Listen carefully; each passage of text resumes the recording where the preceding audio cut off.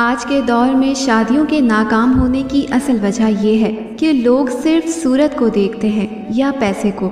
سیرت کو بہت کم لوگ ہی دیکھتے ہیں، جبکہ اصل چیز تو انسان کی سیرت ہی ہوتی ہے۔ 4 قسم کے مردوں سے شادی نہ کرنے میں ہی بہتری ہے۔ ایسے مرد سے ہرگز شادی نہ کریں جو بہت ساری خواتین کو طلاق دے چکا ہو، کیونکہ ایسا انسان آپ سے بھی دھوکہ کر سکتا ہے۔ ایسے مرد سے بھی شادی نہ کریں جس دل میں خدا کا خوف نہ ہو۔ جس دل میں اللہ تعالیٰ کا خوف نہ ہو وہ کسی کا اپنا نہیں ہو سکتا۔ ایسا انسان کسی بھی وقت کچھ بھی کر سکتا ہے۔ ایسے مرد سے بھی شادی مت کریں جو نشے کا عادی ہو۔